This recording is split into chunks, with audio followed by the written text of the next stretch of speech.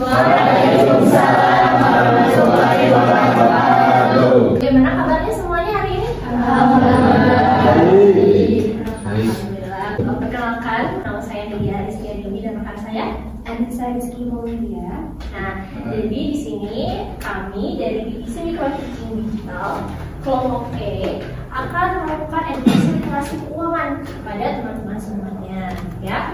Baiknya sebelum kita memulai pembelajaran untuk melakukan doa dulu ya. Siapa yang mau ngomongin doanya? Doanya silakan. Mimpin doanya. Boleh dipimpin Afgan. Doa di dalam hati mulai. Doa selesai, beri salam. Assalamualaikum warahmatullahi wabarakatuh. Terima kasih Afgan yang sudah memimpin doanya ya. Nah, sini kita akan melakukan edukasi literasi keuangan ya teman-teman.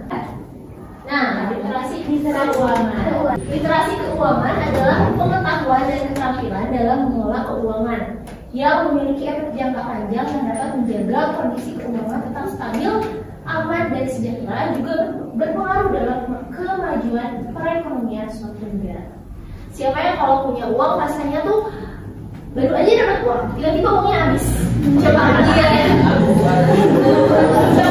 Tiba-tiba misalkan kita baru dapat. Nah, berarti ada yang harus ini dari cara kita mengelola keuangan kita. Dengan apa? Dengan melakukan atau mempelajari literasi keuangan terlebih dahulu. Ya. Nah, sekarang kakak tanya, kalian kalau di rumah sering membaca buku nggak? Oke. Terus hobi kalian apa nih? Membaca. Kalau baca yang sering mungkin ya? Iya. Ini termasuk literasi juga. Terus apa lagi nih? Bagaimana kalian menghabiskan waktu kalian? Ya, oke. Nah, sebetulnya di Indonesia sendiri memang literasi keuangan itu minim sekali. Mungkin kalian masih awam ya mendengar kata literasi keuangan. Coba, siapa yang sudah pernah mendengar literasi keuangan? Ada, tapi nggak apa-apa. Di sini kita akan membahasnya bersama-sama, ya. Jadi kakak tekankan, jangan malu untuk mengeluarkan pendapat karena ini di sini kita berdiskusi. Kakak juga belum mahir banget kok untuk mengelola keuangan, tapi di sini kita sama-sama belajar ya, teman-teman ya. Iya. Selanjutnya kita lanjut ya. Di sini ada harta. Ya. Jadi harta atau bisa dikatakan juga sebagai aktiva, termasuk dalam harta yang memiliki nilai dan bisa dihitung dalam satuan nilai mata uang. Nilai dari harta bisa diuangkan sesuai dengan harga dari harta tersebut. Selanjutnya ada pendapatan. Pendapatan adalah hasil dari kegiatan penjualan barang atau jasa di sebuah perusahaan. Dalam periode tertentu sebenarnya tidak hanya hasil dari penjualan, pendapatan sebuah perusahaan bisa juga berasal dari bunga dari aktiva perusahaan yang digunakan pihak lain, dividen dan royalti. Semuanya dijumlahkan dan dicatat dalam pembukaan perusahaan. Kakak sendiri, ayah kakak itu seorang petani, menjual sayuran, menjual buah-buahan. Maka ayah kakak ini bisa mendapatkan pendapatan. Nah, kayak gitu. Nah, itu yang disebut dengan pendapatan.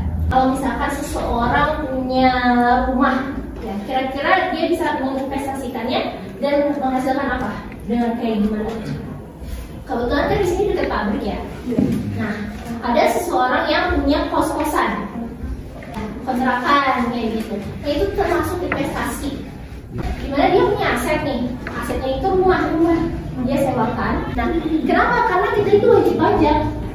Wajib pajak itu apa sih ya? Orang yang memang diwajibkan untuk membayar pajak karena kita punya harta atau berupa aset yang memang harus dikeluarkan pajaknya. Penghasilan juga, ya, pajak penghasilan juga ada. Pajak ini akan diolah oleh pemerintah untuk kelangsungan pemerintahan juga. Nah, sekarang kita akan bermain dengan 3 orang perwakilan yang sudah ditentukan tadi.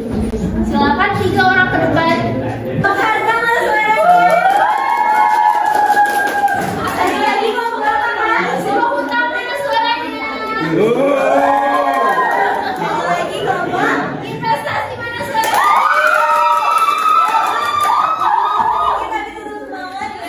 Kita mau bermain monopoli digital. Oh, di Medan. Kelompok 1 saat berada di Medan lebih memilih membeli aset melewati aja apa mau dilelang. 1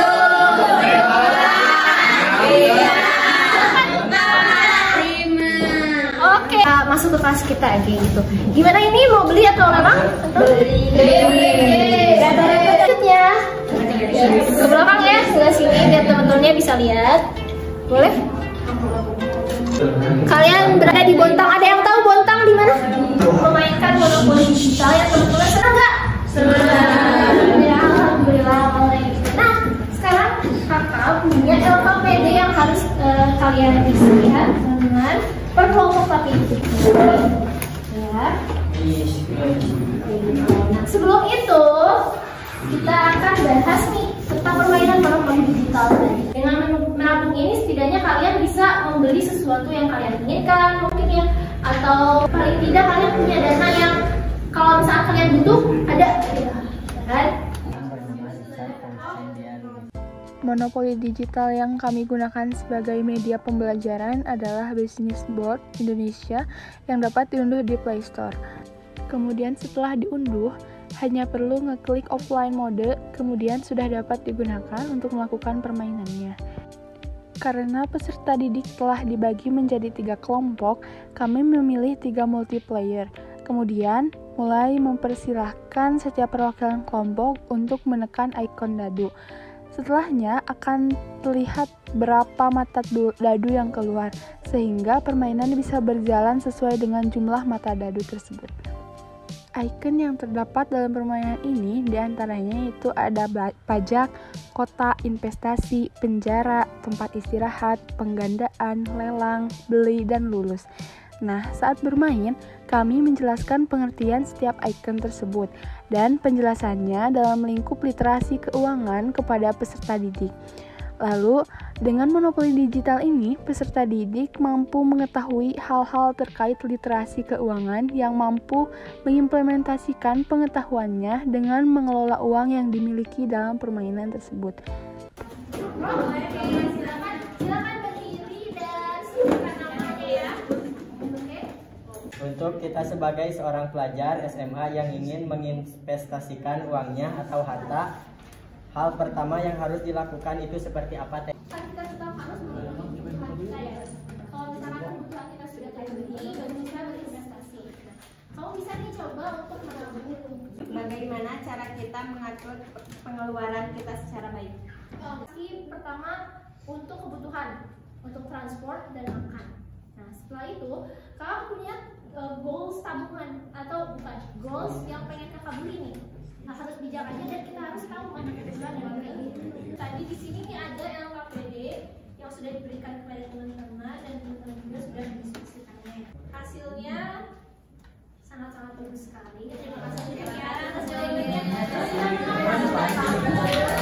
banyak sudah memperhatikan. Terima kasih banyak sudah mau mengeluarkan pendapat-pendapat yang hebat-hebat ini. Terima kasih banyak. Terima kasih juga untuk yang tadi berkontribusi ya, investor. Terima kasih banyak. Hasil diskusinya ada yang mengatakan bahwa kita itu harus hidup sederhana, rutin menabung, terus dermawan, berbagi. Ada untuk kasus kedua ya, tidak boros, lalu tidak berhutang ya, dan harus pintar dalam menghadapi atau mengelola keuangan. Selanjutnya semangat untuk teman-teman semua dan untuk kesimpulannya ya, jadi pengelolaan keuangan adalah salah satu ilmu yang harus dipelajari ya sama teman-teman dan berusaha untuk dapat mengimplementasikannya di kehidupan.